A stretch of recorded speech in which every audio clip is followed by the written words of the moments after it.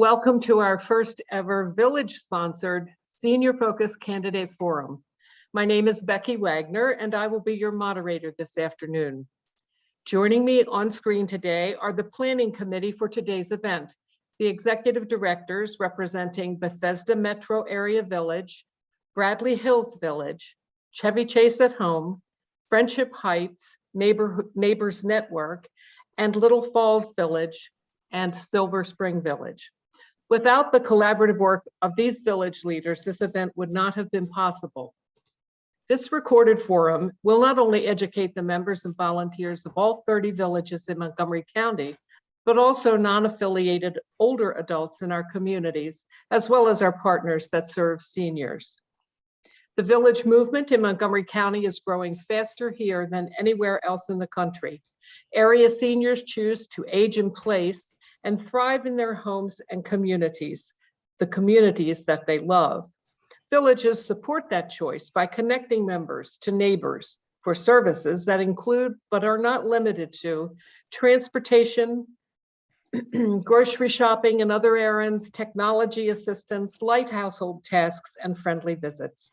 The social events and educational opportunities that are organized by villages are critical in maintaining important social connections and combating social isolation.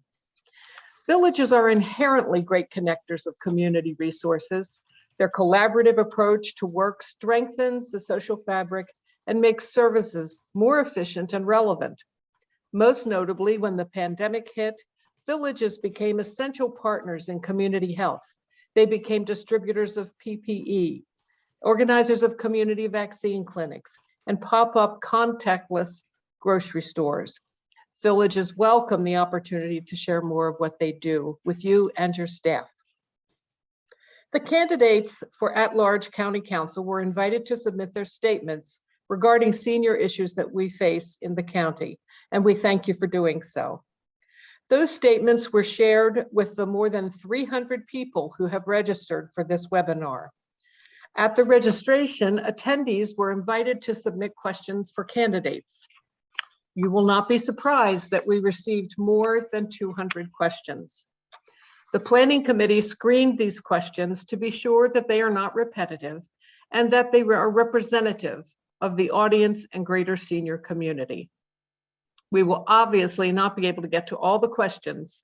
Therefore, after the forum, all candidates will get a complete list of questions and choose whether or not to update their candidate statements on the live link that will be available for your constituents to review up until Election Day. This afternoon, we welcome the following candidates for At-Large County Council. Councilmember Gabriel Abernoz, Ms. Brandi Brooks, Mr. Scott Goldberg, Councilmember Evan Glass, I'm looking to see, Mr. Dwight Patel, and Gaithersburg Councilmember Lorianne Sales. I'm looking to make sure we have a few that may be late arrivals, but I think we're good to go. Our goal is to hear responses to as many as possible in our allotted time. For that reason, we will use the following format. Candidates will introduce themselves to our audience for 2 minutes each. Following your opening comments, each candidate in alphabetical order will be asked to respond to the questions submitted by our registrants that I will moderate. To avoid repetition, a candidate will be asked a question.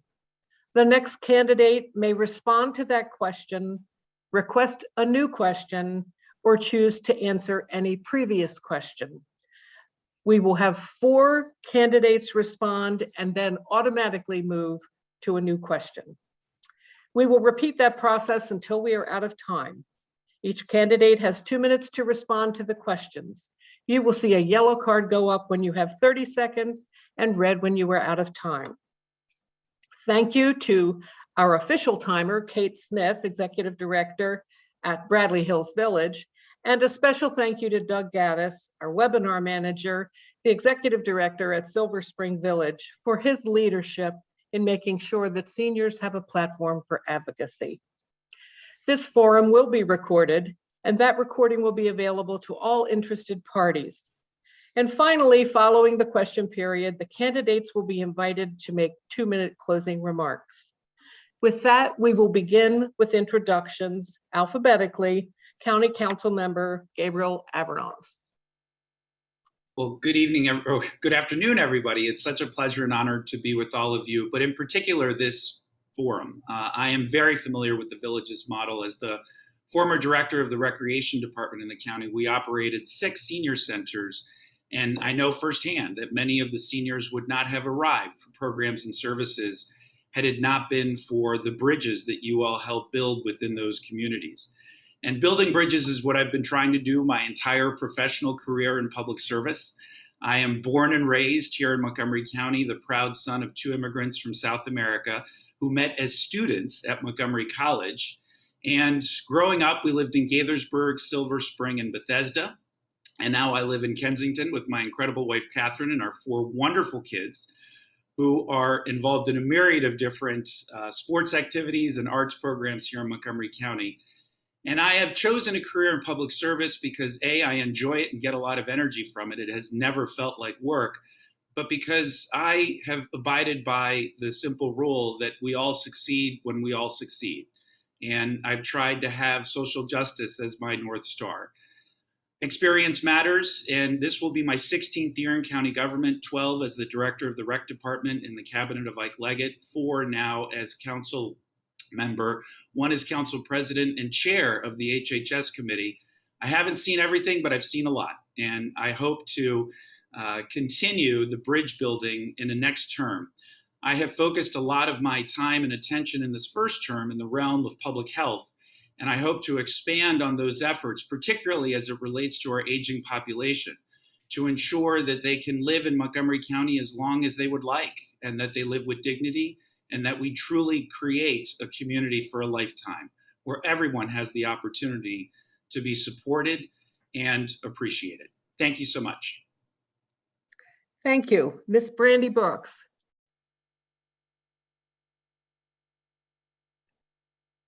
Good afternoon, everyone. My name is Brandi Brooks. I'm a racial and environmental justice consultant living in Kensington, and I'm thrilled to be running to represent you on the County Council at Large. Thank you so much to the villages of Bethesda Metro Area, Bradley Hills, Chevy Chase, Friendship Heights, Little Falls, and Silver Spring for organizing today's forum. And thank you to everyone who is attending and who has submitted questions. Both my parents are in their early 70s and have lived in Montgomery County in the last decade, although one now lives elsewhere in the region. Both are engaged and highly interested in local politics and active in their local communities. Both struggle with health and mobility challenges like many seniors. And also, like many seniors, neither of them has significant wealth or pension benefits to help secure their retirement. So they have to make ends meet on Social Security and other benefits and on what they earn as they continue to work. My sisters and I talk often about how to support my parents' health and well-being as they age. And we are worried because although both of my parents are highly intelligent, mentally acute, computer literate, and native English speakers, trying to navigate the patchwork of health and benefits services that they need can be frustrating at best and nightmarish at worst.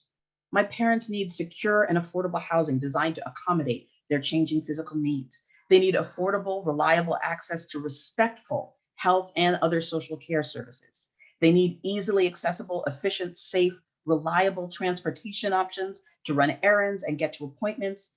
And they need not to worry about whether they can afford rent or food or medicine in a given month. And you know what? There are hundreds of thousands of Montgomery County residents who need these same things. So when we ensure that we meet the needs and support the well-being of our seniors, we are doing so for everyone in this county. And that's why I'm incredibly excited to talk with you about some of the things I think that we can do to support every Montgomery County resident, no matter their age, ability, or background, to live and thrive in our community. Thank you. Thank you. Mr. Scott Goldberg. Isn't that, oops, I'm sorry, I'm in the wrong order. Councilmember Evan Glass. Thank you. Well, thank you, Becky. And it is good to be with everybody this afternoon. I appreciate you taking your time out of your busy Sunday afternoon to engage with all of us and to advocate for an even better Montgomery County. And so thank you to everyone with who is part of all the villages and the village leadership. And I also just want to thank everybody also for being vaccinated and being boosted. And I'm sure many of you have been boosted once again. So, we in the county government over the last 2 years, it hasn't been easy, but we have set up support systems and been able to provide PPE and provide vaccinations and provide medical care for everybody who needs it. But it was all of you, our incredibly smart residents, who got vaccinated without us having to force anybody, because you understand science, you understand data, and you know what it takes to keep yourselves and your families and your neighbors safe. And so I just want to say thank you for helping us make sure that Montgomery County residents are healthy and looking out for each other. And it's with that same goal that as we look into the future, we need to make sure that each of you and other older residents in our county have the support that they need to thrive. Here in Montgomery County, it is a beautiful, wonderful place to live, but we can always do better.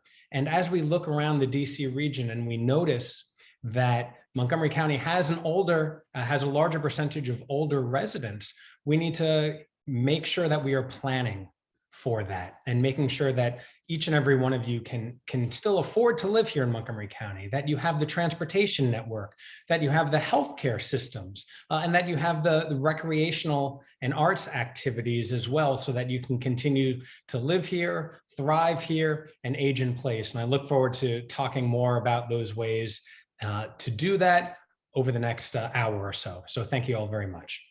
Thank you. Now, Mr. Scott Goldberg. Becky, just when you thought you were done with the at-large council race, it pulls you back in. I just want to thank everyone for putting this together. This is a great way of spending a Sunday afternoon, and hopefully we spend time talking about senior issues, not just around elections, but all the time. People between the ages of 65 and 74 are the fastest growing part of our population. So that should be the fastest growing part of the services that we provide too.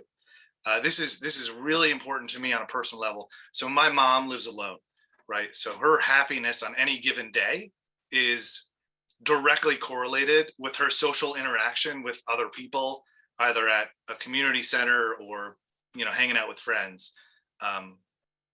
So we need to make sure that private organizations like the villages, public organizations like the government, we're all working together to make sure seniors are getting this really rich life experience. We also need to make sure that they have ample housing, don't have to worry about money, and just basically are valued and taken care of like they deserve.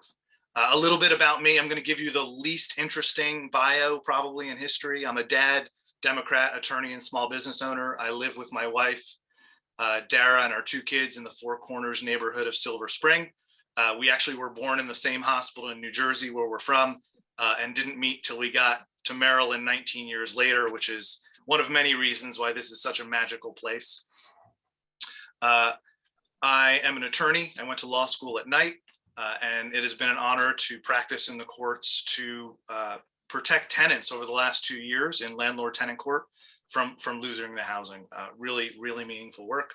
And 15 years ago, last week, I started a small residential property management company in the county that's been able to employ people. And as a Democrat, I was chair of the Montgomery County Party for 2 years, and I look forward to this afternoon's conversation. Thank you. Mr. Dwight Patel.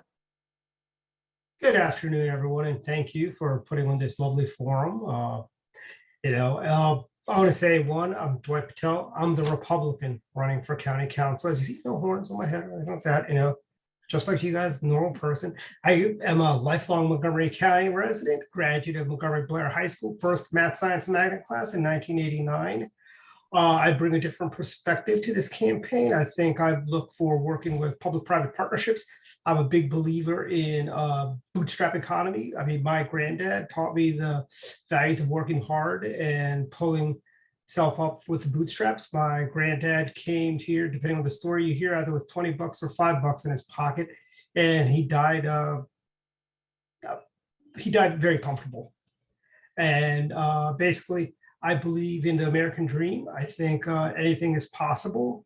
And I think taking care of, with my Asian background, I think taking care of our seniors is one, starts at home, responsibilities with the children, I think, and we should all respect our elders, as I was taught by my grandmother, grandfather, and my mom, who many times will tell me, you can't say that.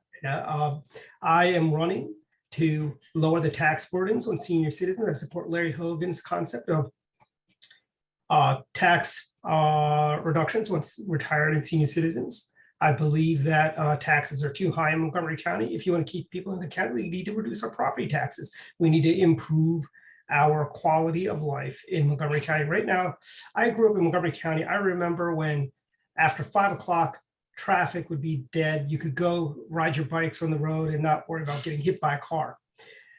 Seniors could take walks outside without being worried about getting hit by a car. Now we've got traffic on 29 is really bad. Traffic all over the county is really bad. We need to do more to build more roads and look at all above solutions for everyone. And I think we need to do that would benefit what basically would benefit seniors, would benefit all residents of the county. Better infrastructure with roads and bridges and safely way for pedestrians to travel when they're going either to the supermarket or whether they're going to visit a friend down the street. Thank you, Mr. Patel. Your time is up. Council member, Gaithersburg Council member, Lori Ann Sales. So good afternoon again, everyone. Thank you so much for joining us. My name is Lori Ann Sales, former Gaithersburg Council member, now candidate for at-large. I'm running to bring smart government to Montgomery County. We're at a very critical time in our county's democracy, where more than half of our council will be turning over. And so who we elect to the county council matters more than ever before. I was proud to serve the last 4 years in the city of Gaithersburg, where we're the most diverse city in the country. We carry zero debt. We're the biotech corridor of the region. And I was the liaison to our senior advisory committee. And through this committee, we met monthly to really focus on the needs of our seniors. I was so happy to help spearhead our first Villages program before the pandemic. I'm so glad that it was piloted. It got off to a great start. So when it was time to expand during the pandemic, it wasn't difficult to ramp up. And so addressing the needs of seniors is going to be key should I be elected. And part of the priorities that, I want to ensure that we're focusing on is ensuring that our seniors can continue to contribute meaningfully throughout their life to our community, ensuring that we have opportunities for them to meaningfully contribute, ensuring that they have a place to call home and they can age gracefully in place. We also need to make sure that there are transportation systems and infrastructure to support their mobility as they age. And also we want to ensure that food insecurity does not impact our seniors as they continue to live in our county. And so I look forward to talking with you more about my smart agenda for our county and answering your questions today. Thank you. Thank you. Thank you all. Now we're going to move straight away to questions alphabetically. And our first question goes to Gabe. Seniors prefer to age at home and in the communities they love. That's the premise of the Village movement. Studies have shown that increased levels of social support are associated with a lower risk for physical disease, mental illness, and death. How will you support home and community-based services like aging in place villages? Sure. Well, thank you for that question, Becky. And going back to my original comment, the Villages is a fantastic model. I'm glad that the county has hired a coordinator to help facilitate that and many other opportunities for seniors in our community. When I was the director of the Recreation Department, we also launched a pilot program in partnership with the Jewish Council for Aging to establish a network of vehicles across the entire community, or buses that would take people to and from recreation facilities. And I think we need to expand those models. And I also think that we need to provide a greater infrastructure in place in other parts of the community that don't have as robust a villages model as we have in other parts of the community.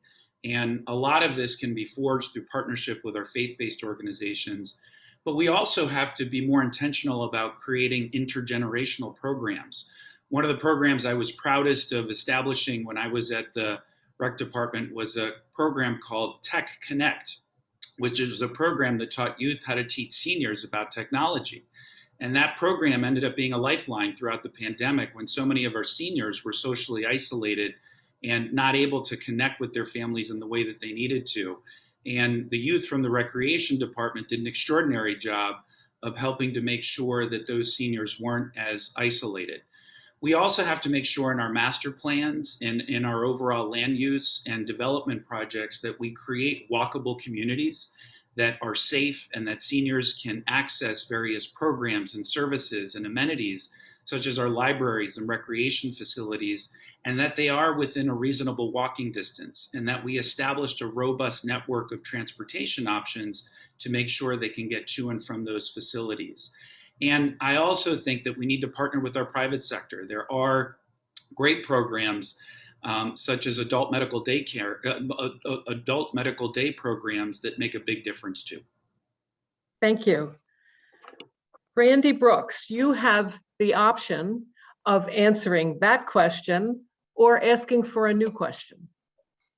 Yes, and I'm happy to respond to this question because I think it's a great one. Okay. I do think that the Villages model is tremendous and provides a fantastic example of how you can connect seniors as they age in place in their homes with social connections, which again, oftentimes we tend to think of services, but we don't think about the social connectivity that for all of us is actually critical to whether we feel like we belong in community, and how that social connectivity then helps make it easier to identify when people have specific needs or specific ways that they want to participate in the community, and then organize the resources to do that.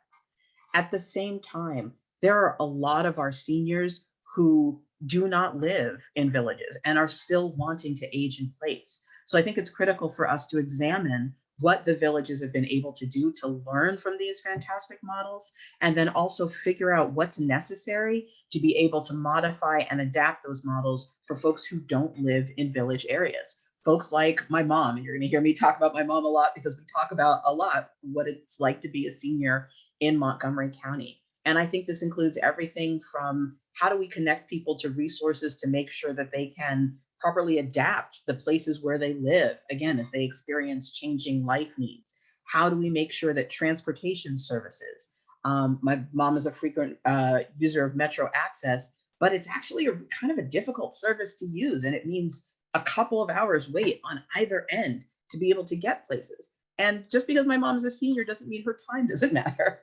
And so I really think that we have to look at this Villages model, but then figure out what are the key partnerships that we need to make by engaging seniors who are outside of those villages to understand what their specific needs look like, and then how we look at the partnerships that we have that villages have been able to build up, and then build additional partnership networks so that folks in other places can get connected to the kinds of services that villages have been able to provide. Thank you. Okay, we move to Evan Glass. You may respond to that question, or you may ask for a new question. Well, I appreciate the format, and so I referred to some of my thoughts on this question in my opening comments. So I will take the next question. Okay. Housing is essential to our ability to age where and how we choose with dignity. We must ensure that all county residents have access to safe and affordable housing options that meet our needs at every stage of life. If you agree, what measures would you put forward in support of this aspiration? I absolutely agree. And so I appreciate the individual or individuals who asked this question, because we know that housing is a human right, and we want to make sure that everybody is safely housed. And I think even more importantly, we want to make sure that people can afford to live here in Montgomery County. And over the last 2 years during the pandemic, I think this came into focus even more so than it had already been. I have the privilege of serving on the council as the council's point person on issues related to homelessness in vulnerable communities. And when the pandemic started, I started hearing from people calling me and emailing me and texting me about anxieties about losing their home, or about family members who might be losing their home because of the pandemic. And that is why I led the effort and had the support of the entire council to start the COVID rental relief program, recognizing that the safest place to be in the pandemic was be in your own home. And that very modest $2 million program has grown to more than $100 million. And we've kept more than 35,000 people safely in their home. Thank you to President Biden and Vice President Harris. And yes, credit is due also to Governor Hogan and our state lawmakers as well. But that is some of the social safety net that we've put together.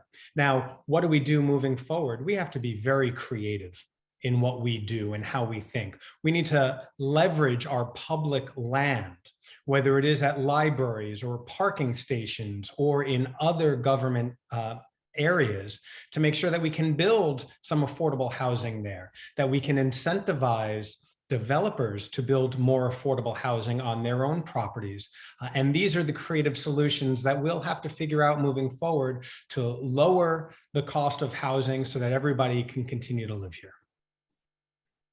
Okay, thank you. Scott Goldberg, you may answer the housing question, you may request a new question, or you may answer any previous question. Answer any, that wasn't an option. That's exciting. Well, we only had 2 questions now to give you that option. Oh man, you know, later on I'm going to live dangerously, but I'm going to go with the housing question. Okay, excellent. So housing's really important, right? Both for where our senior community lives, but also who lives around them. And we need more housing. We need more affordable housing. We need more attainable housing so that seniors can obviously age in place, but also so their families can afford to live in Montgomery County as well, right? People want to live near their kids. People want to live near their grandkids. A lot of times what happens, as I mentioned in my opening, people work their entire lives in Montgomery County. They move away, they retire, and then they move back to the county to be near their grandkids. So how are we going to do this? That's a great question. So we're going to do it a variety of ways. We're going to do social housing. So the county owns a ton of land. Second highest cost driver of building a building is the cost of the land. So if we have the land for free, we can make much more affordable housing. We can do something called micro vouchers. So instead of paying all of someone's rent or housing costs or half of it, $200 to $300 can make a difference between someone whose rent or housing cost burden and who can afford it. We can do things like increase the supply. We can increase density. We can provide incentives so builders build so that we have more of the supply. One thing too is we can improve safety. So throughout this campaign, I knock on a lot of doors, and a lot of times you'll see paint chipping off.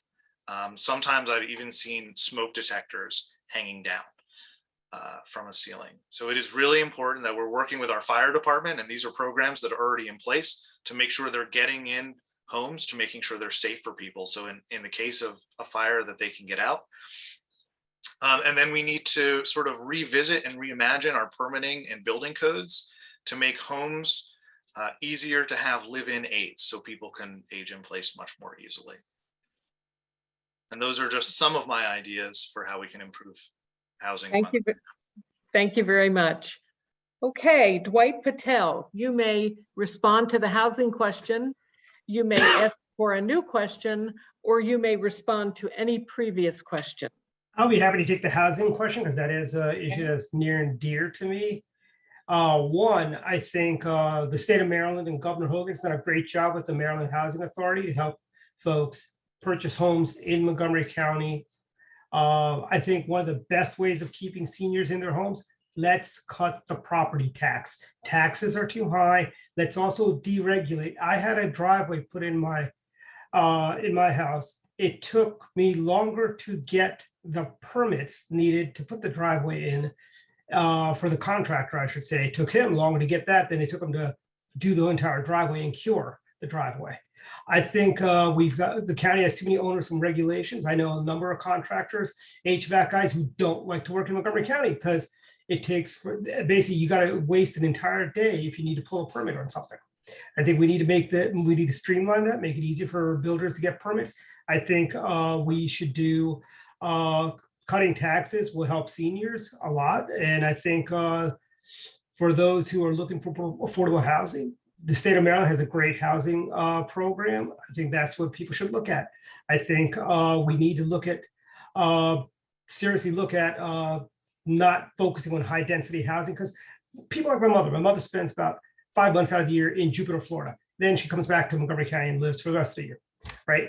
She would not like to be living around on top of 20 million other people, so to speak. That's exaggerating a little bit, but people like to live, they like their green space.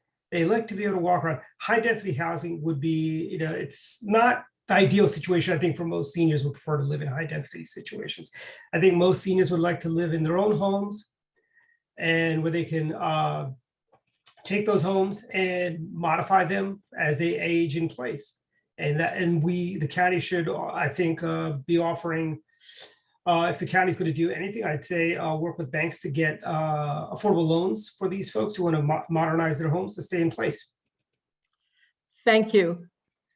Okay, now I'm happy to say that Councilmember Will Jawando has joined us. I'm going to insert him at the end of the Lori-Ann Sales comments. So we will be back with you. Lori-Ann Sales, you may respond to the housing question. You may ask for a new question, or you may respond to any previous question. I will respond to the housing question. Okay. Housing is what brought me to Montgomery County. Our MPDU, moderately priced dwelling unit program, is one of the best in the nation. It was actually a blueprint for how to do affordable housing. And so as we are thinking about how to keep our seniors housed in place, it's going to take a combination of solutions that include everything from rental assistance, making sure that we are fully funding our rental assistance program at the county level.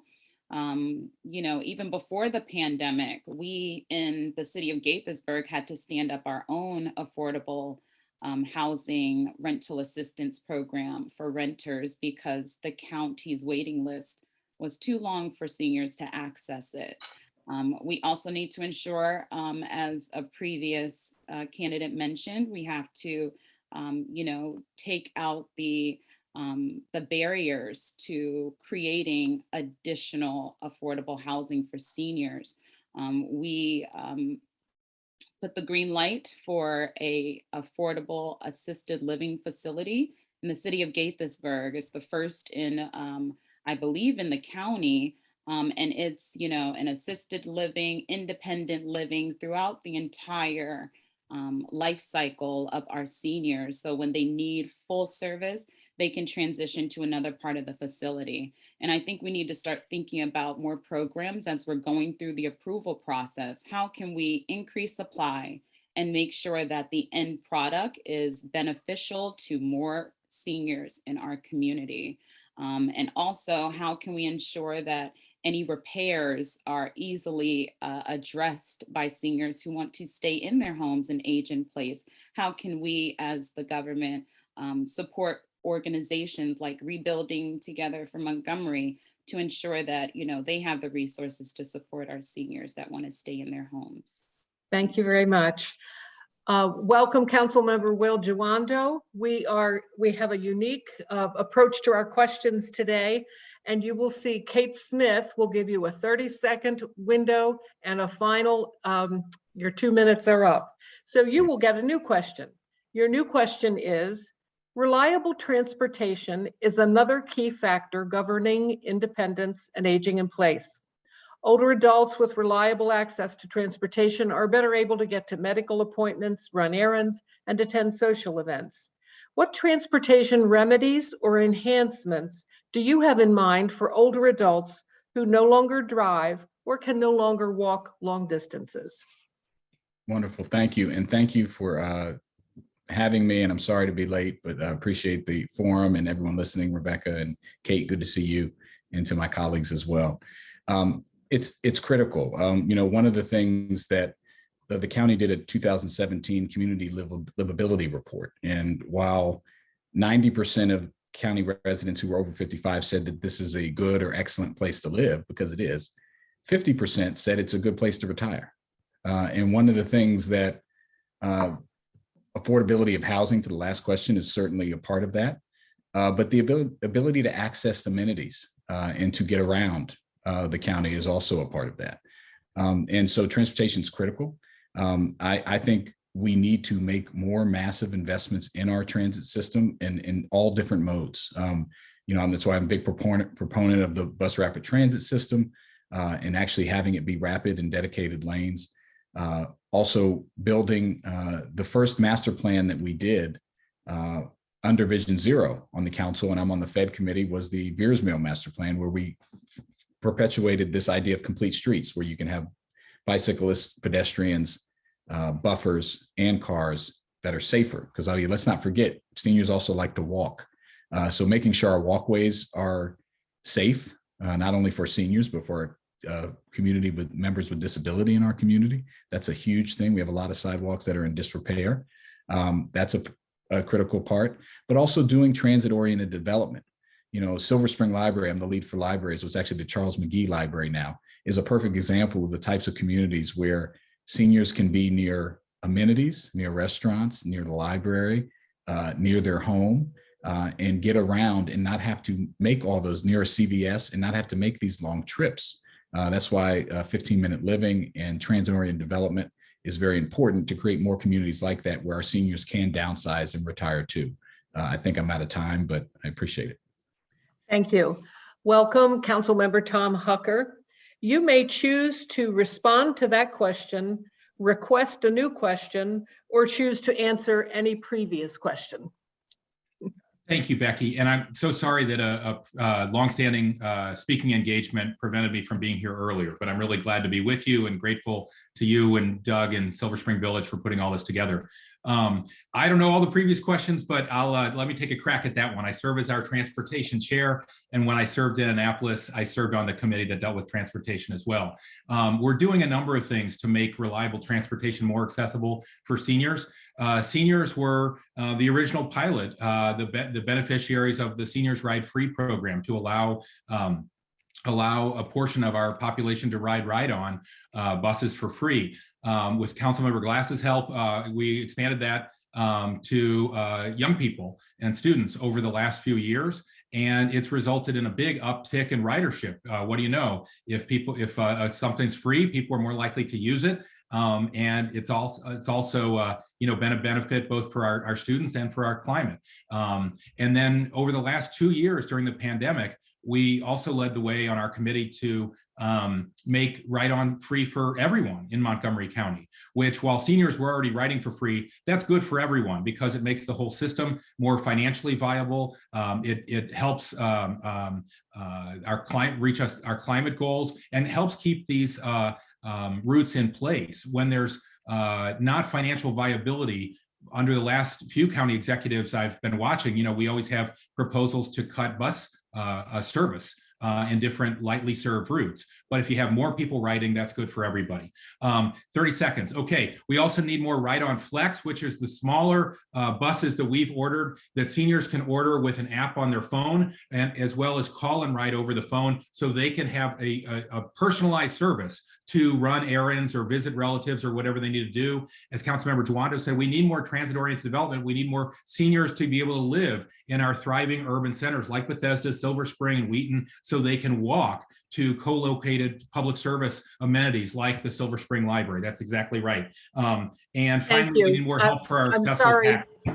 Sorry, your time is up.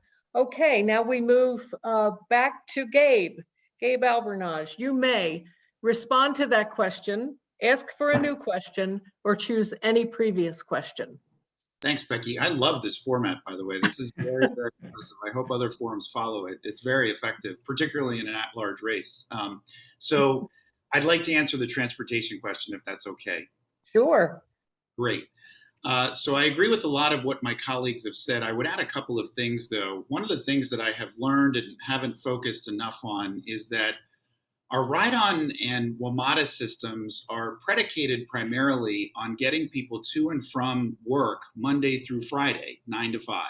And the systems need to be much more flexible and nimble. And in addition to the FlexRide program that Councilmember Hucker mentioned, I think the entire system would benefit from looking at those trips that are much more common, particularly for our senior residents, to get to and from grocery stores, to get to and from doctor's appointments, to get to and from their places of worship. And those particular opportunities need to be available not just Monday through Friday, but throughout the entire week. And we have to make sure that the bus drivers and the people that transport these seniors are trained and have the unique ability in the way that drivers do through the Jewish Council for the Aging program that understand aging issues and understand how best to support the riders that are on these particular buses. And I do think there's an opportunity for us to expand the network of transportation options through partnerships like the JCA. And I mentioned earlier our adult medical day programs. Many of them have transportation fleets that are able to provide access and services in people's the language that they feel most comfortable speaking in. And I think those steps are going to be important for us to be able to connect more dots. And I also think that while we are so fortunate to have all of you as volunteers, we need to do a better job meeting you part of the way, particularly in other parts of the community that don't have the same village's infrastructure. Transportation is going to be a key to unlock so much for our seniors moving forward. Thank you. Brandi Brooks, you may respond to that question, you may ask for a new question, or you may respond to any previous question. Yes, I'd actually like to go back to the housing question, if I may. Certainly. Because this is something that, in particular, as a housing and renters rights activist and someone who serves on the board of the Montgomery County Renters Alliance, we see so much how stability in housing is impacting our communities and especially our seniors. So for instance, there's going to be the rent stabilization measure that the council passed is going to be expiring in just 2 weeks. And we know at the Renters Alliance that some of the folks who have already been coming and communicating with us about their concerns about the expiration of rent stabilization are seniors who are going to be facing rent hikes of 5, 10, and sometimes 25% or more on their housing, which simply isn't sustainable in any kind of way. So I think there are layers of measures that we need to include, which include making sure that people can stay stably in their homes while they're here, especially for tenants through things like rent stabilization, but also bringing a much wider variety of tools to the production of affordable housing. We have some great tools that exist in Montgomery County, but they are not enough to meet the scale of the crisis. And we are not, I don't think we're being innovative enough about all the tools that we need to bring. I don't think we're putting as much investment as we need into things like social housing, in part because we've given public housing a bad name through decades of segregation. But actually, there are many places around the world where government built and managed housing supports large numbers of populations across mixed incomes. We also need to be investing in ways that communities can produce housing, whether it's through community land trusts, community development corporations, and again, other models that are used across the country to really make sure that we are producing stable, affordable housing over the long term. So I really want to emphasize that we need to respond to this with the urgency that is actually facing our community residents every day. Thank you. Evan Glass, you have already responded to the housing question, so you may choose a new question or you may respond to a previous question. Let's roll the dice and bring up another question. Okay. How will the next 5 years' growth in the county impact senior health services? And what should the county and its hospitals do to bring medical care and assistance to the homes of those aging in place? Well, another really brilliant question, because at the heart of this question, there's a recognition that all these things are interrelated. right? So that as we have a growing senior population, as we have more people in our community, we have more needs and we have more healthcare needs. And I have the honor of serving on the Health and Human Services Committee, and we have these discussions a lot. And ultimately, I think it is an across the board strategy where I think in the future, the villages will have an ever increased role, quite frankly, as a connector in the specific communities where you are all located. The villages already provide a lifeline for so many people. Not only sometimes are people called upon to help with some household chores, change a light, lift some things that might need to be moved, but I know that people rely on each other. They're your friends, your neighbors.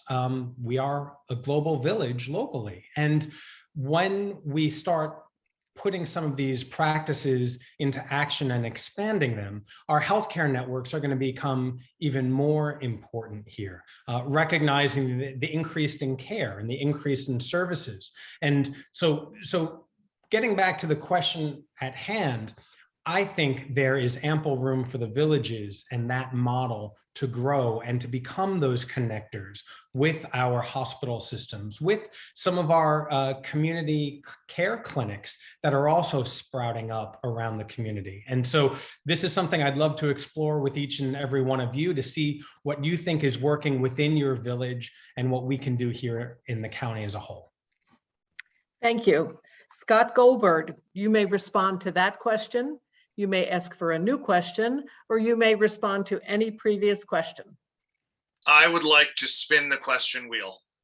Okay, here we go. Well-being for seniors is inexorably linked with their financial health. Economic security is essential to covering healthcare costs, housing expenses, transportation access, and monthly living expenses. What measures do you suggest to further reduce the tax burden on older residents and to address affordability for older adults who fall in the in-between, too poor to afford services, too rich to qualify? I feel like this is the perfect tee up to promote the villages, right? For a small fee of between $400 and $1,000 a year, you can access a lot of these things. But in all seriousness, so going back to what I said before on housing, micro vouchers. So for people that are having affordability problems, the county, I think, can and should come up with a small subsidy every month to be able to help people housed and stay in their home. We are heading into an unknown period of inflation right now. So we've already seen prices go up in a lot of different places in our lives. And I think that's going to continue. So in addition to, housing subsidies, right? So we need to look at groceries. We need to look at what we can do with our food banks and our grocery stores to bring down food costs, because we know those are going to continue to go up. Previously, the ride-on bus was mentioned, and very successful program taking the fares off. I think we need to find a way to make that permanent. Now, I know we've been going in monthly tranche increments, but I think there's going to be budgetary ways to make that permanent. But just being cognizant of this problem and having funds and systems. So we have this rental assistance fund too. And I do want to talk about government competence. The legislative branch has been incredible with allocating money and watching out for people, as is the executive branch, but it hasn't quite got a lot of these programs and funds out the door as quickly as possible. And I think that we all need to be cognizant that however much money is allocated, it could be $1 trillion. If it's not getting into people's hands, it's a program that's not working. And that's what we need to focus on. Thank you. Dwight Patel, you may respond to that question, ask a new question, or respond to any previous question. Let's talk a little bit more about transportation, the transportation question. Okay. My thoughts are, one, I know a few folks mentioned walking and taking the bus. With the rise of public safety in Montgomery County, with the current council's positions of, defunding the police, they want to eliminate SROs from public schools, I don't feel safe. I would not want my mother walking the streets of lower Montgomery County by herself at a risk she could be mugged. Carjackings are up. We've got break-ins are up. And I don't think walkable. I think ideal solution is we don't put bike lanes where cars can go and clog up roads like Old Georgetown Road where there's a bike lane.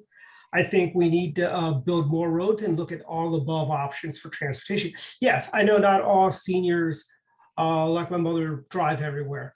I know there are other solutions that are not based in the government. I think we need to look outside of the government box, because all these subsidies and government programs you talk about have to be paid for by somebody. And I don't think we need to be raising taxes on Montgomery County residents. And that's why rent is up. That is why the cost of a home is up in Montgomery County. We've got our taxes too high. Our regulations are too many regulations. It is for a renter, for a landlord, they got really the short end of the stick during the pandemic, where people were staying there without paying rent, and we're not. Basically, the landlord was paying the mortgage while folks were staying in rent free. Okay, thank you very much. Lorianne Sales, you may respond to the transportation question, you may request a new question, or you may respond to any previous question. I will take the transportation question, since that is the final acronym in my SMART agenda to tackle climate change through multimodal transportation infrastructure solutions. And, my grandmother, who relies on, the call-a-ride that has really changed the way that our seniors stay connected, not just to the community, but how they can access their doctor's appointments and get to run other errands. The limits that are imposed upon our seniors with the limits on the amount of funding available for the programs can really impact their quality of life. And so as we're thinking about the things that did work during the pandemic, things like the free fares, programs like the Flash bus that was piloted in East County, how can we expand those sorts of transportation solutions so that people are more connected in areas like the Up County that have very limited public transportation options? We also want to ensure that our infrastructure is properly structured so that our seniors can navigate, whether they are in wheelchairs or they are pedestrians. We want to make sure that the signals are working. The signals are available for people who have hearing impairment or sight impairment issues. And so ensuring that we have the funding necessary to create infrastructure that can help with any mobility challenges to ensure our seniors can navigate and have a full quality of life will be a priority for me, and look forward to hearing about more ideas and recommendations that the county can spearhead to ensure the best quality of life for our seniors. Thank you. Thank you. Thank you. Next, Will Juando. You have answered the transportation question, so you may choose a new question or you may respond to any previous question. This is a great model, but it's a tough model. There's so many, you want to look behind door two, but I think I'm going to go back and do the healthcare question this round. Okay. Such an important issue. And I think we, for everybody, particularly our seniors, and I want to talk about two aspects of it that haven't been mentioned. I agree with much of what's been said. I worked really hard with my colleagues on food insecurity, and I'm going to go a little deeper there because seniors are one of the main populations that, not just during the pandemic, but that are dealing with that every day. And when you can't get out, when you can't get around, if you're isolated, the basic needs of being able to eat is a significant challenge for many. And we set up, and I was able to work with our philanthropic community and government, an initiative called Food for Montgomery, where we put in an initial $10 million to support our food bank strategy, our farm to table, and our restaurant prepared meal strategies, which is particularly important for seniors.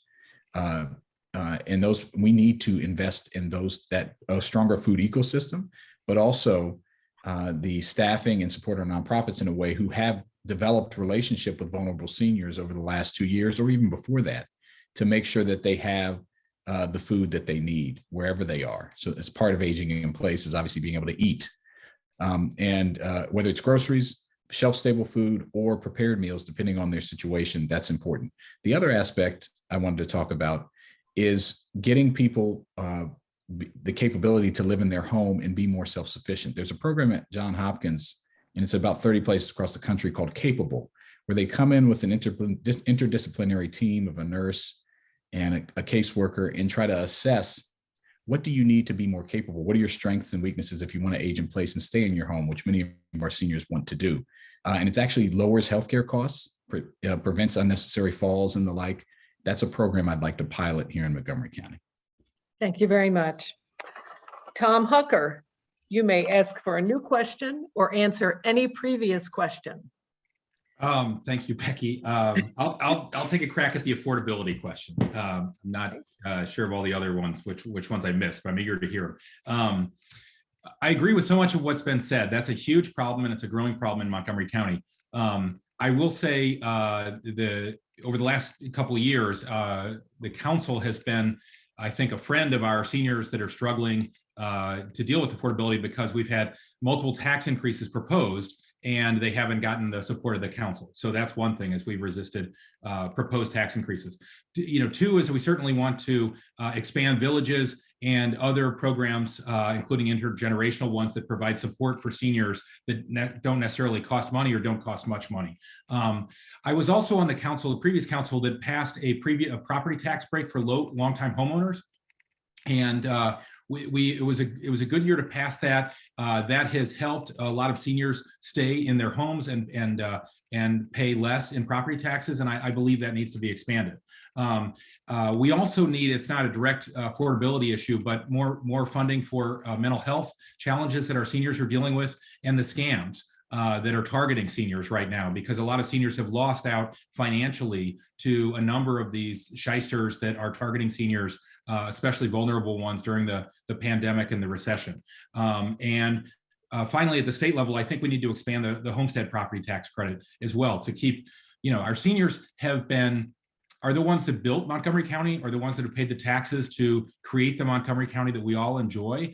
And the last thing that we should be allowing is them to feel pressure to leave Montgomery County. We want to retain them because it's the right thing to do. We want to retain them because they still contribute so much, and we really need to take advantage of all their human capital and their institutional memory and everything else to continue to contribute to our society. So, and Councilmember Dwando, last, I would say, he's been a great leader in what the council has supported during this pandemic of expanding our hubs.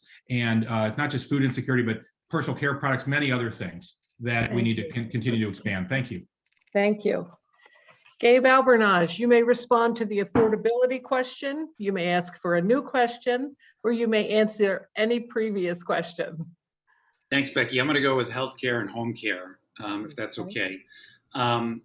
So this is an issue that's near and dear to my heart. My grandparents lived with us until they passed away. My grandfather had Parkinson's and my grandmother had Alzheimer's, and my mom was the primary caretaker, and she had to leave her job for several years in order to be able to help out her parents. And that was a huge economic strain, as you would imagine, on our family, but a necessary one, and one that we would do all over again if given the opportunity. But it shouldn't have been so difficult for my mom. We need to make sure that we have a much deeper infrastructure of support systems in place, that for people that do want to take care of their loved ones as long as they are able. And we have to do that several ways. One, we have to establish a workforce that right now we don't have a sufficient number of employees in. And I think we have to work with Montgomery College and the universities of Shady Grove to create more of a professional angle and lane for our workers that are out there who have many options right now in terms of employment. Councilmember Jawando and I attended an event just a few weeks ago that was a program called Visiting Angels. They were celebrating their 20-year anniversary. And it's a program that provides home care. And they kept telling us, we want to be able to serve more seniors. We just can't get the workforce in place. And so we have to pay a living wage, provide an appropriate level of training, and ensure that there are many more of those options. And I think it's in the county's best interest to meet organizations like that part of the way, because they are not able to underwrite the cost entirely themselves. We do this with our developmental disability community, which is so important and provides such a lifeline. With seniors being our fastest growing demographic here in Montgomery County, programs like that really matter and they really make a difference, and we need more of them. Thank you. Brandi Brooks, you may respond to this health question. You may ask for a new question, or you may respond to any previous question. Great. We have such a rich pool of questions that I'm going to stick with the ones we have so far. And I actually want to talk about the economics of it.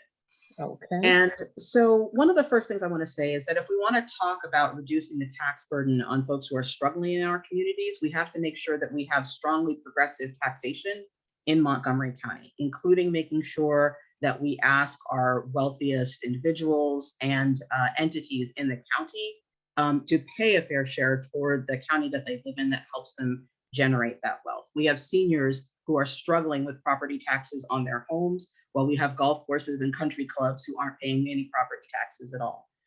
That's a huge problem. We also have, I think it's 4 of the 9 billionaires who live in the state of Maryland live in Montgomery County.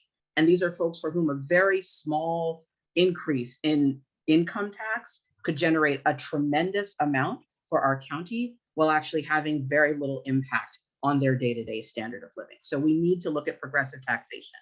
We also really need to think differently about how we understand the economics of what it means to be a senior in this county. I was doing some calculations, and for someone making $15 an hour, our minimum wage, working full-time, the standard for affordability in housing would mean that they would need a rental unit that was about $500 or $600, and then adding on top of that their utility costs in order to not be rent burdened. We're not talking about that as the actual standard, and that's someone who's earning about $2,500 a month, which is more than many seniors see in some of the benefits that they might receive through Social Security or elsewhere.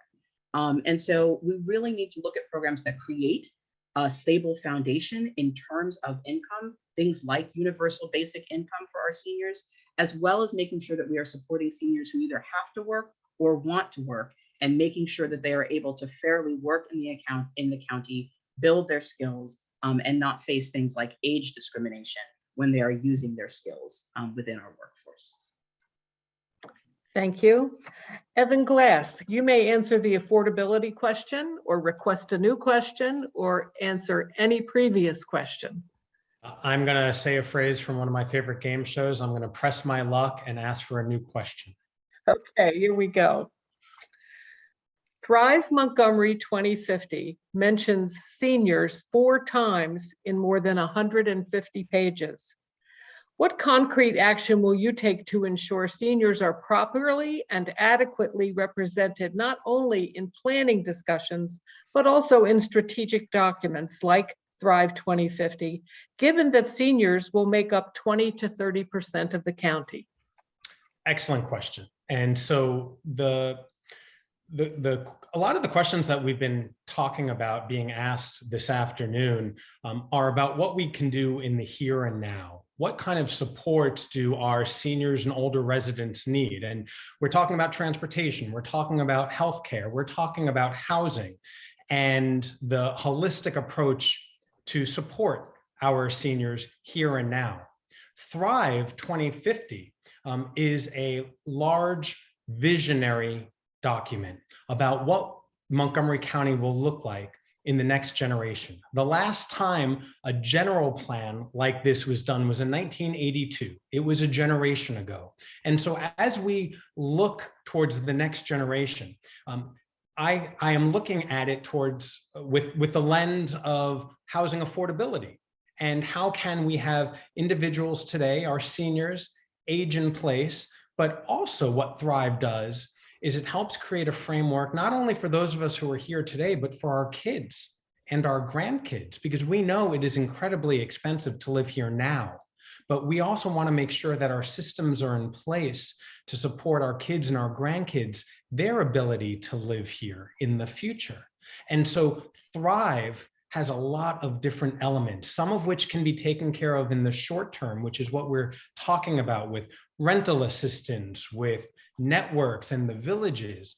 But we also need to have some general framework to plan for the next generation of our residents here. And that's what Thrive does. And Thrive does not have any distinct zoning plans associated with it, but these are concepts that we all can take and look at so that we build policies and eventually we put budgetary dollars behind to make sure everybody can continue to live here. Thank you. Scott Goldberg, you may respond to that question, ask for a new question, or respond to a previous question. I'm going to take this question. Okay. So Thrive 2050, I think, has changed the way many of us think about what our future is going to look like. So it's this document that says, as we move forward as a county and a community, we're going to look at things through a lens of racial equity, through the environment, and through economic development. And I think a lot of those things have to do with our senior citizens, not only in the here and now, on how they're living and existing and, pun intended, thriving, but also how the generations behind them, the ones that they want to care for, what future that they're going to be given.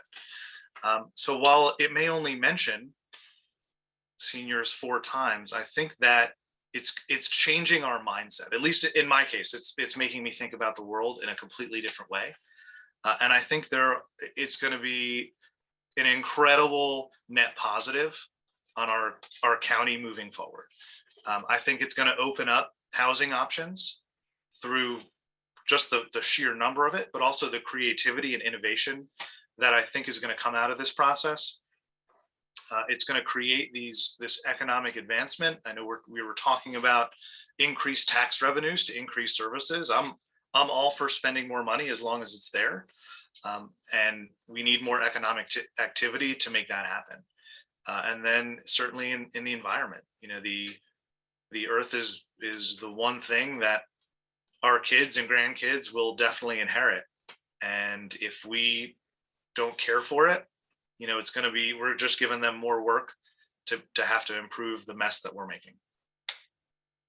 Thank you. Dwight Patel, you may respond to that question. You may ask a new question, or you may respond to any previous question. Excuse me, I'll take the Thrive question. I'll tell you one, Thrive 50 is a bad idea. It is horrible. All it is land giveaway to developers to overbuild in the lower parts of the county near the metro stops. Frankly, that is horrible for the environment. You're eliminating green space. You are also causing, people live in homes for a reason with, they like to have their quarter acre. They don't want to walk out their house and see like an multi-story apartment complex out in front. That is not why we live in Montgomery County. This is the county that talks about affordable housing, that have done the craziest things for you guys have done the craziest things, the current council, for name of affordable housing, but yet you refuse to attack the current council and everyone. They refuse to attack the current issues. Why are things so expensive? Too many regulations, and property taxes are too high.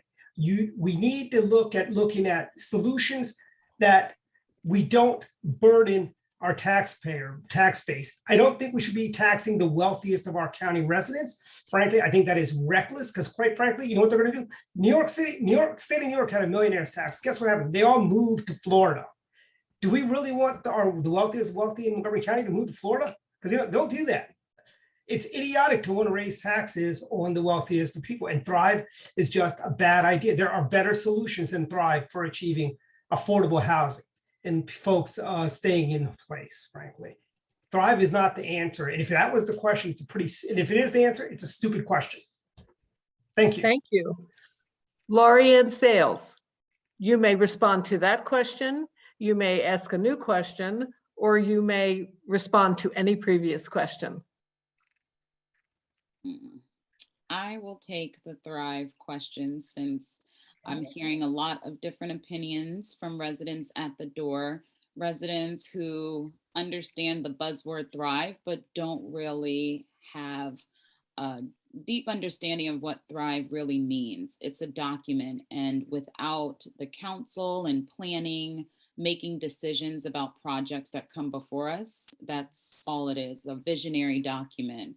A visionary document that outlines different facets of our county, from the decisions we can make to improve our environment and how that's going to align with the county's climate action plan, how we're going to build transportation solutions to bridge the transportation gaps and address the challenges that keep so many of us stuck in traffic and more cars on the road, how we're going to build our communities. Here in the city of Gaithersburg, multifamily housing is not new to us. We've had the different types of housing here in the city of Gaithersburg. As I'm going through Kensington, I've seen multifamily units sharing the same streets as single family homes. There are smart ways to build enough housing so anyone who wants to call our county home can do so. It's with thoughtful decision making. That's how we build better communities. And this framework is a guide. It's not the end all be all. And so while it hasn't been approved yet, it's going to take a lot more input from stakeholders. I think the racial equity impact statement identified many gaps and opportunities for us to do a deeper dive into communities that don't have a true understanding of the document. And it provides an opportunity for the county and stakeholders to envision a better document that we can all get behind and help build a better community for all of us. Thank you. Will Jawando, we have had 4 responses to the Thrive question. Do you want a new question, or do you want to consider that a previous question, or do you want to answer any of the other previous questions? I'm happy to answer that one. I think you kind of nudged me there too, so I'm happy to answer. Not that you did, but I'm looking at the body language on this question. So. It's an important question, and I spent as a member of the Planning, Housing, Economic Development Committee. My colleagues know we spent 9 sessions on this in committee, and then we've had several more at full council, and now we're getting the racial equity analysis. I've also spoken to many residents on this issue, conducted my own outreach in my office, because this is important. When you have a document that looks at how do you want Montgomery County to be as far as land use, transportation, housing over the next 30 years, you want to have as much input, broad, diverse, and input that can actually be functional. I think one of the issues we have with some of our outreach sometimes is that it doesn't get to the level of where people actually can answer the question in an appropriate way, where they know what you're talking about. And land use can be one of those things. And so we're going through that process to get additional input, and which I think is good. I will say, as someone who's elected to represent the interests of all of our residents, I take that very seriously. A lot of the issues we're talking about today are connected to some of the principles laid out in Thrive, which I think on balance are good principles. Connected transit, 15-minute living, activity centers where you can traverse around and get around to amenities and to leisure and to work and to play. Things like complete streets. And also, as I mentioned, affordable housing. I've introduced a More Housing for More People package, which would allow for rent stabilization, which is really important to seniors. It was mentioned earlier. I passed the rent stabilization with my colleagues' support, introduced that bill. That's something near transit, where it's most expensive, where we want seniors to be. And more housing for more people, things like smaller units that are more affordable. And so we need to move those concepts forward. Thank you very much. Tom Hucker, Yes, ma'am. Would you like to respond to that question, or would you like to move to a new question? I'll take the Thrive one. Sure. So just to be clear on this status, Thrive is a work in progress, right? There's been dozens of public meetings. There will be many more, as it should be. This is Montgomery County. We like meetings and we like getting the policy right. I think there are ways to improve Thrive, but what's more important than what I think about this current iteration is that anyone who has concerns about it should attend future work sessions and share their views so we know what their views are. We don't pass general plans very often. So let me just say we're legally required to have a relevant and accurate general plan. And the one we have hasn't been updated since 1993. Obviously, the county is very different than it was in 1993, and we want different types of communities now than people wanted then. The current general plan, for example, doesn't mention climate, and it also doesn't mention racial equity. Those are two key overarching themes that are critical to land use planning, but they're not things that received a lot of attention in 1993. So of course we need to update it and we need to put those at the center. It's expensive to retrofit a built out million-person community like Montgomery County, but it has to work. We want communities that work for the people who live here, whether or not they own a car, whether or not they want to drive, even if they do own a car. And so there's a lot of things in Thrive I like that have been mentioned. The focus on walkable, bikeable neighborhood shopping, the focus on affordable and attainable housing, focus on getting cars off our road and giving people the option to leave their cars at home and get around safely on foot or on bikes. And to do that, you have to build the 15-minute communities that are envisioned in Thrive. We all would love to have a restaurant, a dry cleaner, a coffee house, and a job within 15 minutes of our house. Montgomery County is not really built that way everywhere. It's built that way some places. And most of us and most of the people I talk to would like to see more communities like that and to live in communities like that. I'll give an example that I'm very familiar with in my district, Forest Glen and Montgomery Hills, all along Georgia Avenue south of the Beltway. I know many of your listeners are familiar with that. That was really built, with this bisected by this huge highway, Georgia Avenue, to get people from Olney and Points North into DC. Thank you, Tom. I have to cut. I'm sorry, Tom. Yeah, thank you. Sorry. Okay. Gabe, are you ready to move on to a new question? I am. Okay. Many county residents over 50 suffer from unemployment or underemployment. That, combined with the area's high cost of living, compels many to leave the county. Yeah. Do you have any age inclusion strategies to address this? What can the county council do to encourage resident employers of the benefits of retaining and hiring older workers? Well, thanks, Becky. I've had the privilege of serving on the organizing committee for several years now for the over 55 plus workforce development housing fair that the county sponsors every year in partnership with the Commission on Aging and a myriad of different public-private organizations. And we're actually in a very unique set of circumstances that I think could really benefit our aging population in the workforce right now. Many employers are much more open to allowing people to be able to work from home. Many employers are putting a premium on experience and really looking for a diverse set of employees in a myriad of different areas. And so I think it's important for us to partner aggressively, both with our public, private, and nonprofit sector, but I'll focus for my 2 minutes on our public sector. We have a unique opportunity here in Montgomery County to take advantage of the incredible work history that people have in different areas. And I think we benefit when somebody enters into an employment experience, not just with direct experience and whatever the subject matter may be, but in a myriad of different experiences that round out their ability to really be able to serve the customer that they are trying to serve. And so I think that there's an opportunity for us to create more telework options in partnership with our private sector. It's one of the reasons why I am supportive of 5G technology.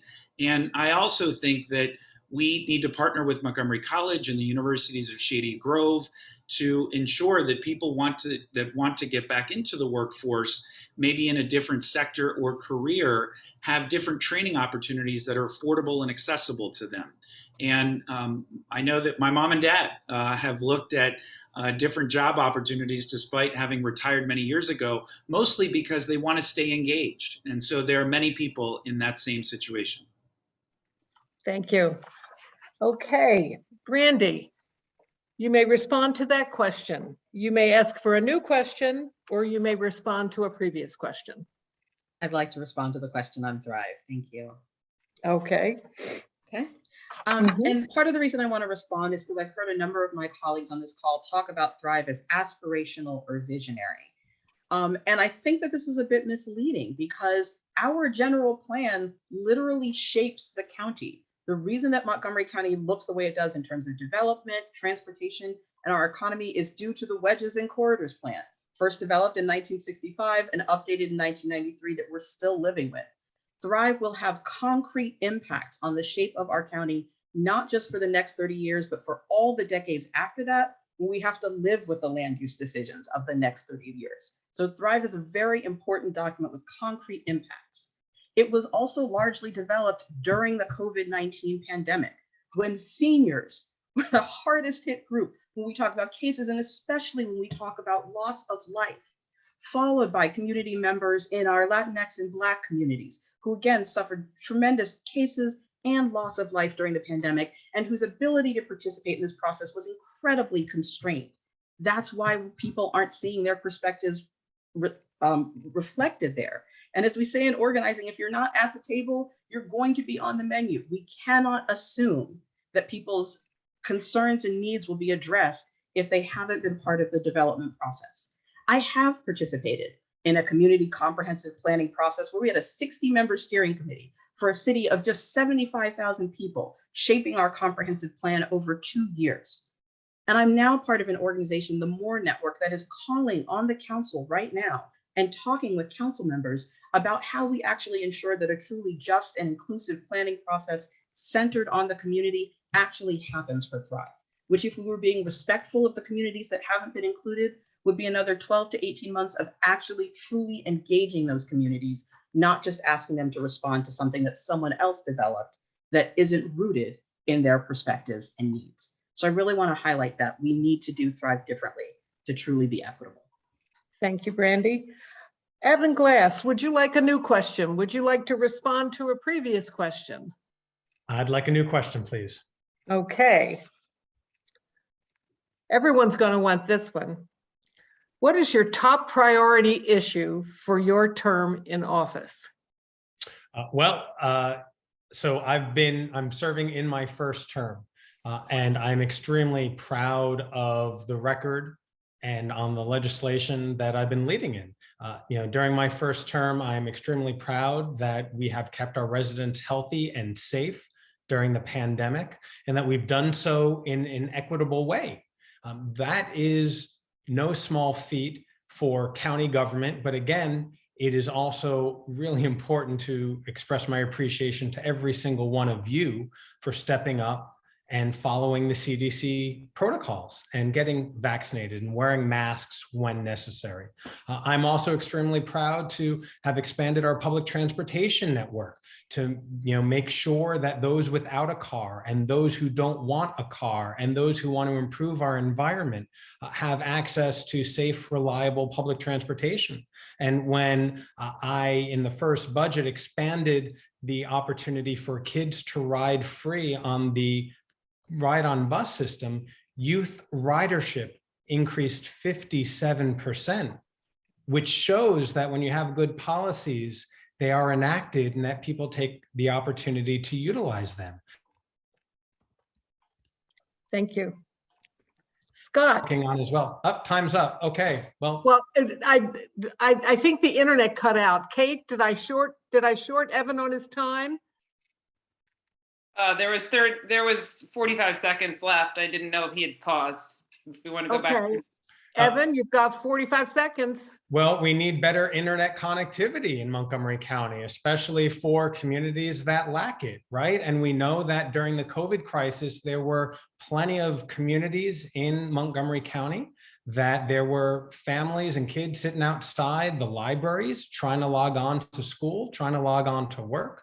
And so that is a little bit of what I've been doing during my first term. There's a lot more we need to be doing in a second term, but the guiding principle is making sure that we are healthy and safe, that we continue planning for any future health pandemics, that we continue making sure that our aging population have the resources that they need, and finally, doing all of that in a fair and equitable manner. Thank you, Evan. Scott Goldberg, would you like a new question? Would you like to respond to the previous question? Would you like to respond to any of the questions?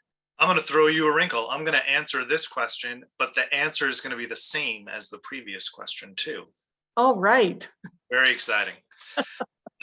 So in December of 2026, when the Goldberg family and the office of Council Member Scott Goldberg is sending out our holiday card,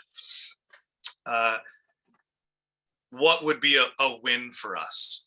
And that would be what really keeps me up at night is people not being able to pay their bills. So what I want to focus on in my first 4 years is expanding economic opportunities for all. So when our minimum wage, which goes up to $15.65 on July 1, amazing thing, great. It's not enough. But while we've raised the floor, we have not done nearly enough to raise the ceiling. So Montgomery County is gaining in lower wage jobs, but we are losing in higher wage jobs. So we need to do a whole lot more. You're making $30,000 a year, you can graduate into a $60,000 a year job and a $90,000 a year job, and however high your talents will take you. That's why Montgomery County is such a great place. Now, how are we going to do that? You go to McDonald's, you get a consistent meal that's relatively low priced. You go to Microsoft, they sell software that's kind of good. What's Montgomery County? I think 30 years ago, our school system was our brand. It was come to Montgomery County and it's going to be a great place to live. Send your kids to the schools, everything will be fine. And we've kind of lost that to a degree. So my proposal, which is on my website, votescott.org, is the quad H's. If we can build and get our 1.1 million residents to be proud of an identity built around high tech, healthcare, hospitality, and hops, which is an ingredient in beer for our thriving craft brewery industry, so we can be a destination for agro-tourism. I think we can be seen as friendly to making your economic home here, and we can get those people who are underemployed higher wage jobs and the hours that they want. Thank you, Scott. Dwight Patel, would you like to respond to the question? Would you like a new question, or would you like to respond to a previous question? I will do take the question that's on the table right now. Okay. I will, what I expect as a elected at-large councilman from Montgomery County, number one thing, my priority will be to push as hard as I can property tax cuts and reforms on regulations. 2, I want to bring businesses to Montgomery County. I don't think McDonald's is a career path. I think a $15 minimum wage, all that does is drive the cost of the product up at the end of the day. We need to have training opportunities for trade schools, as well as you don't need a comp sci degree to code. You can go and YouTube, great resource to learn new skills. We need to have a technologically proficient workforce in Montgomery County. Seniors, many of the seniors at home, if there's technology, you can do these jobs remotely. Seniors can, if they want to go back into the workforce, they can learn a skill, and it doesn't have to be high-end programming, just basic programming. They can get, content manager type positions and so on that pay very well. And I think that should be the focus for Montgomery County. And my focus is better jobs, better life. I think we need to have more roads, more bridges. We need to do interchange improvements, like we need to put an overpass at Four Corners or an underpass at University Boulevard and 29. We need to take all the crossroads off of 29, just like it is in Howard County, all the way down to Sligo Creek Parkway. So we need to improve transportation and improve our schools to their greatness. Our schools are a pale imitation of what they once were. Thank you. Lorianne Sales, would you like a new question? Would you like the same question? Would you like a previous question? I'll take a new question, Becky. Okay. If another crisis emerges, with seniors being the most vulnerable, how would you communicate your plan of action on behalf of seniors to seniors?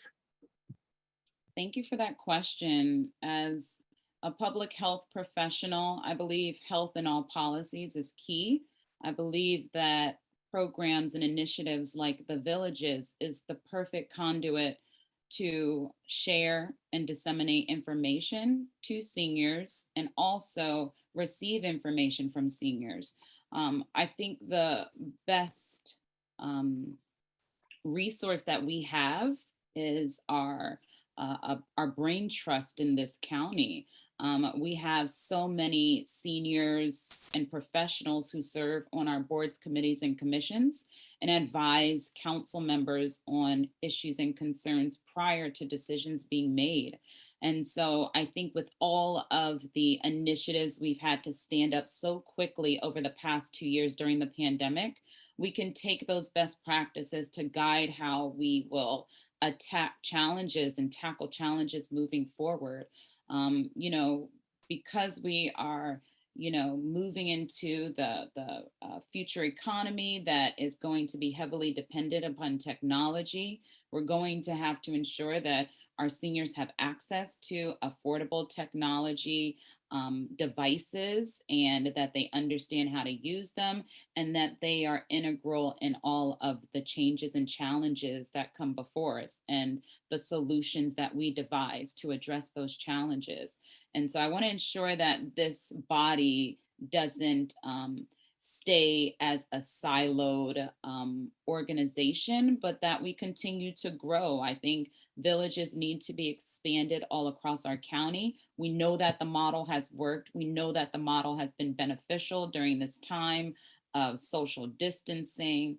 And so any emergency response plans, action plans that are devised have to have stakeholders like our seniors and have to have these innovative approaches like our villages at the table.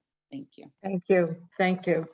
Will Juando, would you like a new question? Would you like a previous question? Would you like any of the previous questions? I'll take the question about what would I like to see. I think if I'm restating it right, at the successful end of a term, something like that. What is your top priority issue for your term in office? Got it. And I'll take an expansive view on that. When I ran 4 years ago, I talked about something that I want every resident to have, the Montgomery County Promise, I called it. It's, a safe, affordable neighborhood, a high quality school in every neighborhood, a place where you can work a job that pays a living wage and that you can retire with dignity and stay here and benefit from all that you've contributed.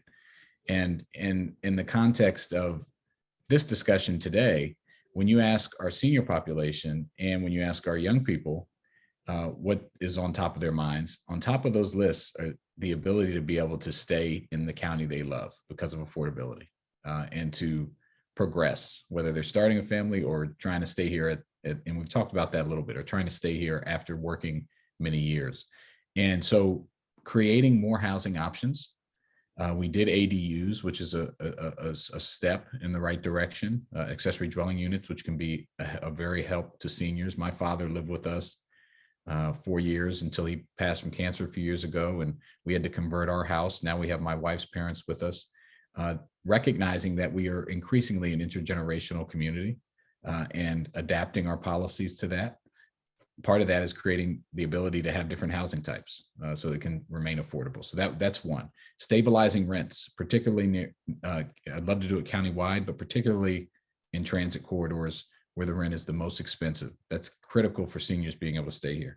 And then finally, leveraging the assets of all of our community members. But in the context of this conversation, our seniors, we have 211 schools. I'm on the Education and Culture Committee. I've worked with JCA and other programs, Interages, on programs that they have to get our seniors in productive mentorship relationships and tutoring relationships with our schools and students. We still have a great school system, but that's a two-way street that is beneficial to both. We want life to be productive for both of our residents. So I think that's something I'd like to work on too. Thank you. Thank you. Mhm.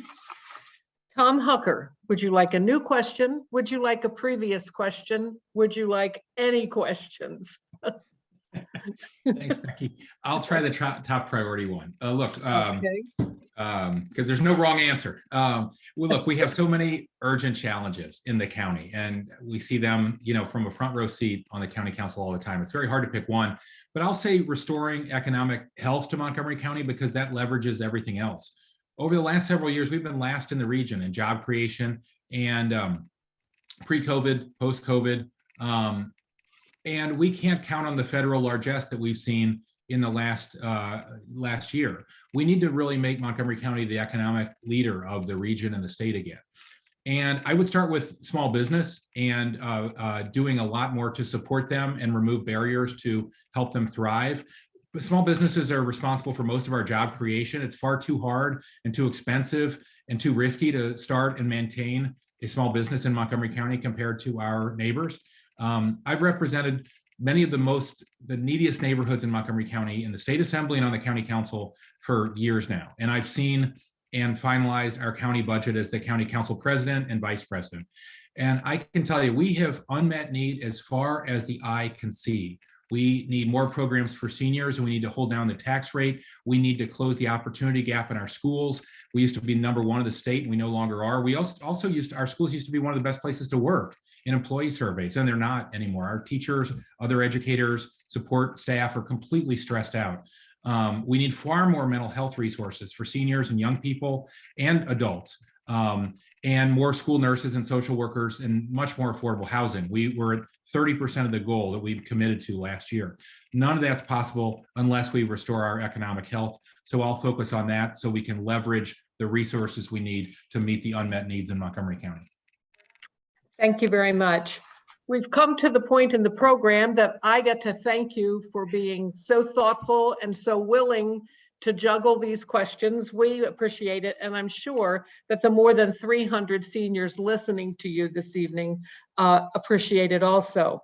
We now have an opportunity, 2 minutes for each of you, for closing remarks. And as luck would have it, we're back up at the top of the queue there.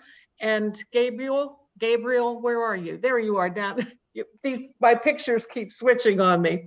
Gabe, if you would start us off, you have 2 minutes for closing remarks. Thanks, Becky. I was going to pick the phone a friend option, but thank you so much for this incredible format. Thank you all so much for your leadership. And I want to end where I started and just expressing my deepest appreciation for your volunteerism and your way to help step up and support communities and neighbors in need. And I have spent most of my professional career doing public service, and I enjoy it. This is home, and I want to make sure that my kids have the same opportunities that were afforded to me, and that we continue to have a community that we can all be so proud of. One that celebrates its diversity, one that has economic development opportunities for everyone, and one that takes care of our most vulnerable populations. It's not just morally the right thing to do for us to help address the complex needs of our aging population, but it's economically the right thing to do. It's the right thing to do from a public health standpoint. And working with all of you, I want to make sure that we expand on the efforts that I have undertaken in these first 4 years on addressing public health issues, the underlying challenges that are leading to the disparities in public health. We want to make sure we expand telehealth and telemedicine options. We want to make sure that all of our public health options are done so in a culturally appropriate way. And I want to make sure that we build bridges in our community across all various sectors. I learned a long time ago that we have 2 ears and 1 mouth for a reason. We have to listen to each other, and we have to work with each other. I also come from the Ike Leggett political tree, and I know that it's nice to be important, but it's much more important to be nice. These are complex times, and the experience that I hope to bring to this next council will be critically important as we navigate some of the most complex issues that we've had to tackle, certainly in my lifetime. And with your support, I'd be honored to serve another term. Thank you all so much. Thank you, Gabe. Brandi Brooks, final remarks, please. Again, I also want to share my thanks to you, Rebecca, my thanks to you, Kate. Wrangling all of us as candidates is not always easy, and you've done a brilliant job, so I deeply appreciate that. The key thing that I want to say in closing is that whose perspectives are prioritized depends on who's at the table in these conversations about the priorities for our county. And I want to take as an example our economy. We talk a lot about the desire to have people in high-tech, high-wage jobs. But what we don't often talk about is that a high-tech facility relies on the folks who clean that facility to make sure that it works. It relies on building trade workers who build that facility. And we need to ensure that they have living wage jobs and safe working conditions and a secure retirement. For many people to go to work, they rely on home care or healthcare workers or daycare workers to help provide for their family members. But oftentimes those perspectives aren't reflected in the way that we talk about what economic development truly needs to mean, and the fact that every one of those jobs should be supported to be a living wage job because our economy relies on it. As a county council member, one of the things that I want to prioritize is that those voices that are too often left out of these conversations are front and center when we talk about how we need to shape policy. And that absolutely includes our seniors. Seniors are 16% of our population, 20% of our registered voters, and an even higher percentage of those who actually vote. But we're often not effective at deeply engaging our seniors as decision makers in the policy discussions that shape their lives. That's the kind of work that I've been doing for more than 15 years. It's the kind of experience that I'm very excited to bring to the county council as if elected, because I believe that ultimately it's drawing on all of our wisdom, knowledge, and skills that allows us to address these issues and build a community where we can thrive. Thank you so much. Thank you. Councilmember Evan Glass. Well, thank you, Becky, and thank all of you for joining us this afternoon. This first term that I'm serving in has been an incredible blessing to work for every single one of you. I also have the honor this year of serving as the council's vice president. And among the things that I've done over the last 4 years, I'll share with you that the most humbling work has really been during the pandemic. While I'm always available for fixing potholes and repairing streetlights, it's been during the pandemic where people have contacted me saying that they need food and that they are concerned about losing their house. And I actually had an 88-year-old woman tell me that she needed help filing a form online registration to receive a COVID vaccination. And my office, we helped her. And it's these little things that you're never going to see in a news report and you're never going to see in a press release. But I think it's some of the most important work that we do day in and day out. And I'll share one more story with you. There's a veteran who just contacted my office. He was living overseas, an elderly veteran, and he was living overseas and had built a house in Germantown. And when he moved over here to claim the new home, the home builder had improperly installed a septic system, and the home builder will not fix it. And so this individual, an elderly veteran who moved across the country, is now having to find a place to live because the new home here in the county is uninhabitable. And he reached out to me, and I'm working with him and our Office of Consumer Protection to make sure that he's taken care of and that the situation is resolved. You know, we live in a beautiful community, and Montgomery County, for some of the faults that we've talked about today, it is a great place to live. And that's why we want to make sure that it remains a wonderful place to live for you and our kids and our grandkids. And I hope I can count on your support to continue that work in a second term. Thank you, Evan. Scott Goldberg. Thank you, Becky. This has been a great Sunday afternoon. I know a lot of us are in from the rain. Again, very grateful that you guys put this together. In a democracy, the most powerful thing that we have is our vote. When we fill out the little circles on the Scrantron treat, you know, it can't tell the difference between how much money we have or don't have or anything else about us, right? We're all equal when we're filling out that ballot. So I am asking for one of your votes, one of the most powerful things you have. In exchange, I want to make you a promise. I'm going to work hard every day. I'm going to use my best judgment and experience and perspective to do, I think, the best job for you. So that's my promise to you. In this race, you have a lot of great candidates to choose from. You have 4 votes, and I'm asking for you to cast one of them for Scott Goldberg. Again, thanks again for putting this on, and hopefully we get to see each other in person sometime soon. Take care. Thank you, Scott. Dwight Patel. Thank you, Ms. Wagner, for putting on this event. Much appreciated. I would like to say closing remarks is I believe in the American dream. My granddad, my dad, maybe it's because I come from immigrant background. I think if you work hard in America, you can achieve the American dream. Montgomery County is where the American dream is on full display.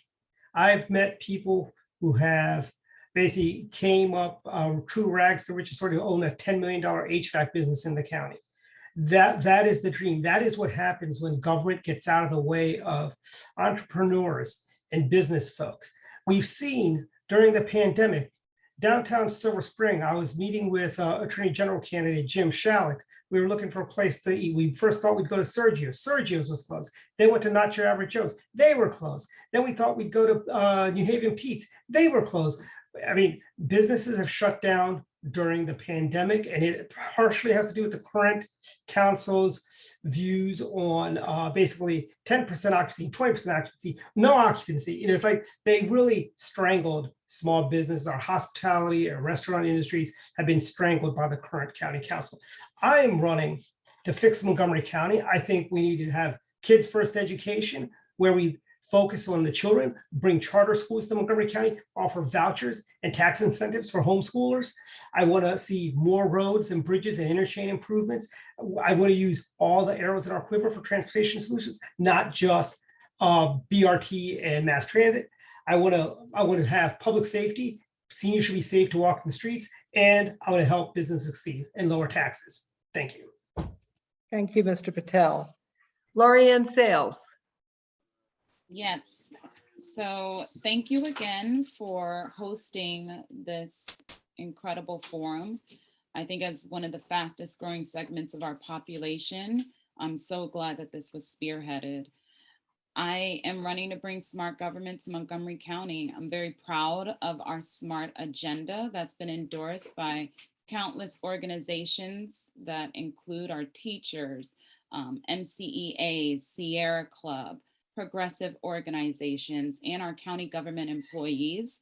And especially, you know, I'm really proud to have our former county executive, Ike Leggett, endorsing our campaign to bring smart government to Montgomery County.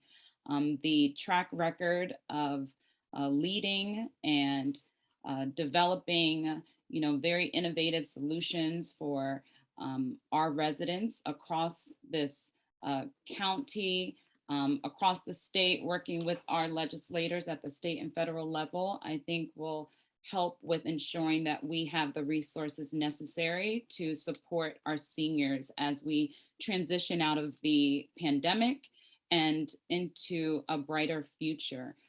Our economy, there's so much uncertainty in our economy. And so with so many changes happening at our county, we need to ensure that we are electing trusted, tested, and experienced leaders.